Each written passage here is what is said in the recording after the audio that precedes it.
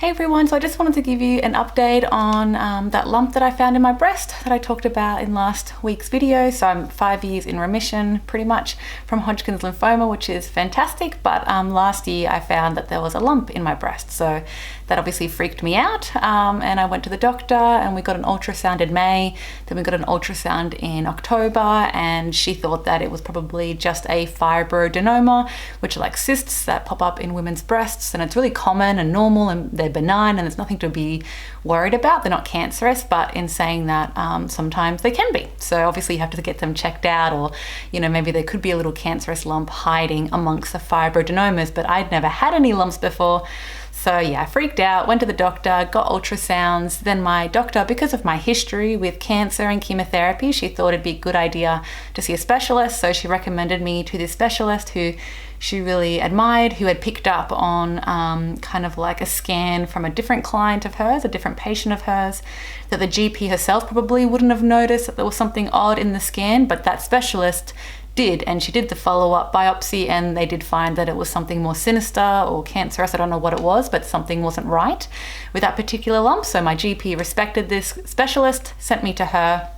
I went to see her, and that was mid-December. And in mid-December, like when I went to see the specialist, like she was, I don't know, it just seemed a tiny bit like annoyed that I was there. I think maybe because she's seeing so many really intense, severe cases of breast cancer, I suppose, that she sees me, this young person, coming to talk about fibroadenomas and the fact that I've got some and I'm worried about them. I think she was a bit like this is nothing to worry about. But, I just explained my history, the fact that I did have cancer when I was 22.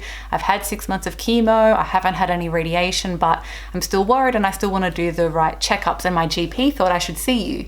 So the specialist, kind of just explained to me that fibroadenomas are normal and typical in like young women, that there's nothing to be worried about. But every now and again, yes, they do have to biopsy one or two because there might be something a bit odd in the lump. So I was like, okay, well, it'd be great if I could get biopsy then, just because that would make me feel more comfortable if you see anything that is a little bit odd. And even if you didn't see anything that was odd, I feel like I just needed them to be biopsied for my own peace of mind. So anyway, I got the ultrasound. Like, she asked me to get another one right there and then. So I waited in the waiting room. I got another ultrasound. The other ultrasound showed that I'd actually grown another lump or two in the last month or so. And so she also thought the new one that had grown looked a little bit odd. So the ultrasound person went to the specialist. The specialist came in with a third person, and they did the biopsy on my breast right there and then. And I was quite worried because I'd never had a biopsy before in my breast, and I thought it was going to be really painful, but thankfully it wasn't super painful. It was kind of equivalent to the pain of a blood test, and I've had blood tests that are more painful. It wasn't so much like an acute stabbing pain so much as more like a dull bruising type pain as they sticking the needle in there. So just as a heads up, in case you haven't had a biopsy in your breast before, that it's bearable, it's okay, even though it sucks to have needles put into your boobs, of course. And that biopsy, they found that it was fine. There was nothing there, but my specialist did want to see me in 6 months. So I don't know if that was just because I am developing a lot of fibroadenomas right now, and she just wants to keep track of them. If it's because of my history, if it's a combination of the two, I'm not sure. But I'm really glad that she wanted to see me in 6 months. That gives me peace of mind that I have someone who's a specialist, just going to have another check to see that everything looks normal. Of course, because of my history, I just don't want to take any risks, and I'd like to get a few more biopsies. And I've got a good friend who, she had a whole bunch of cysts pop up, in her early 30s, and she had a tumor, and she had 5-6 biopsies, and eventually she just felt at ease because she'd had enough. She could see that they were normal. Her doctor kept telling her that they were normal and okay, and that they just have kind of follow-up checks for that tumor that's benign. So yeah, just knowing that I've had friends who've had them is also comforting, and knowing, reading, I think one of you guys commented in my last video that you've had them and it's normal. I actually started taking some more concentrated vitamin E supplements because I looked that up online, and it looks like there is some research to suggest that can reduce fibroadenoma, maybe the density of them, you can't feel them as much. I haven't quite checked on them yet, but I have been taking vitamin E in concentrated form for a week or two to see if that will help reduce the feel of them, because it's really scary. And I know that even though this is really normal, these cysts and lumps are really normal, it's kind of weird to me that they're normal, because as women, there's a lot of fear around breast cancer, and this is a great fear around feeling that lump. And I remember when I first felt that lump, in about March or May in 2020, I just started crying with my partner, because I was just in bed with my partner and I could feel it. And I just thought, oh my God, is this the beginning of cancer again, and of chemotherapy and maybe radiation? Like, what's going to happen? But thankfully nothing has happened, but of course I'm still going to do my checkups. And like I also said in my last video, it's just really scary, because my partner, who's in his mid-30s, he had a friend who died, who he knew in high school.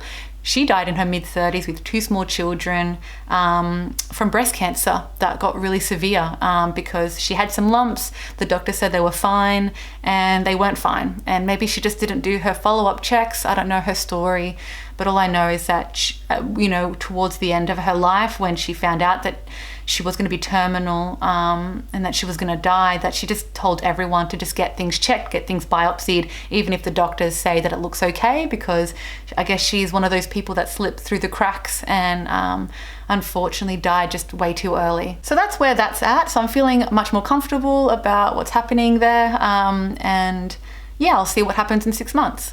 I won't talk about it at length because it's to do with my fatigue, and I feel like I'm always talking and ranting on about it. But I also know that's part of having like a type of disability or limited capacity like fatigue, or something that affects your life like fatigue, because you just kind of feel like you're harping on about it all the time, and you feel like, you get bored of talking about it. Sometimes you think everyone else is getting bored, and you're talking about it, and yet it affects you every day in all these kinds of ways, and it's such a pain.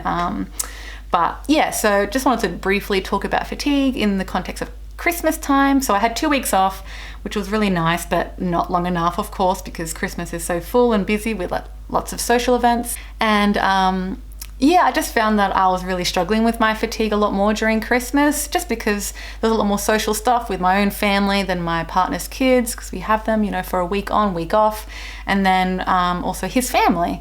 So even though his family know that I have fatigue issues, post-cancer and chemotherapy, it's different to understand it at a theoretical level and then to actually feel the effects, because a lot of his brothers live in different parts of the country, and so they all come together at Christmas time, and so they'll do a lot of social events in a short period of time, like every day, which is so wonderful. But I can't do that. I can't be that social in that kind of time period, especially if I want to be well enough to do other things or be creative, and just to feel really well in my body. It's something to kind of just get by, and then another thing to feel really good in my body and have time for like exercise and whatever else. So I just felt like I was saying no a lot of the time, which made me feel really bad. And my partner helped me like reflect a few times when I felt like I was trying to convince myself to do something or go to a certain event. He'd just ask, are you doing this out of guilt and obligation? Yes or no? And a lot of the time I found that I was doing it out of guilt and obligation, because I felt bad. And of course there is part of me that wants to go, but that part of me is so small when I know the price that I have to pay later. So it doesn't matter if I want to go. And that's obviously part of the cruel thing of these types of side effects that last long, or the cruel thing of fatigue, is that oftentimes you want a certain life, or you want to do certain things in your life, but you literally can't. It's literally not worth the price that you'd have to pay for it. So it's just really messed up. And I guess because me and my partner have, been together for a bit over a year, it's not like the family know me super well, and I'm kind of worried that they're thinking that I don't want to go because I don't want to be around them. And he's explained it and I've explained it, and they're really understanding. But I think it's one thing to have like fatigue or a type of disability like that, if you can, that's invisible, that you can kind of hide and that people know of but they never feel. Because when I'm social, I'm really bubbly and chatty, and I have not like I'm staring at them, but I have really good eye contact. I just have really good social skills, even though I'm more introverted, I think, in nature. My fatigue and the post-cancer treatment has made me a lot more introverted than I actually am, but I think that's more my nature. But regardless, like I'm very social and I have those skills. So people don't realize when they're talking to me, chatting to me, seeing me, because I look really normal. But then I obviously have to live with the effects in my own downtime, or in the evenings or in the afternoons. And I just feel like it's one thing to have an illness like that or have a disability like that and to be able to hide it because no one can really see it. But then it's another thing when they start to see it. And I felt like that was happening over the Christmas period, like they were starting to feel it. It was something that didn't just exist in theory, that they knew that I experienced, but now I was turning down a lot of events. So anyway, that was just, it's inevitable. Like I can't say yes to everything and then burn myself out and feel miserable. That's not worth it. That's not the life that I want to live. But it just sucks. It just sucks. So I just wanted to share that in case that was your experience.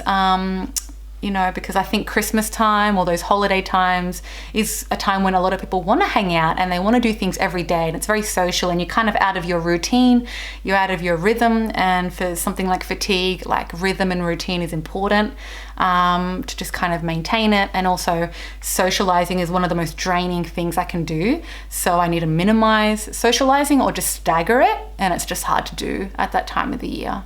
So I think probably my only lesson for next year is just to see if I can take an extra week of leave. I wasn't able to this year because I had to use a lot of my leave from work for my studies to manage my fatigue during study, which just kind of brings me to the whole point of like, it's so hard to have these kind of things that you have to live with and, to kind of fit in a world where most people don't have that issue where they don't have to use leave in that way. And so I feel like I don't get to use my leave for holidays because I have to use it to manage my fatigue. I think now that I'm out of uni and out of that intense period, I will be able to use my leave for holidays primarily. But it's just one of those things that you don't realize that will affect your life long term when you finish cancer, and if you have a long-term side effect, like even just planning leave, or I feel like I have less leave than other people because I kind of have to use it for sick leave sometimes.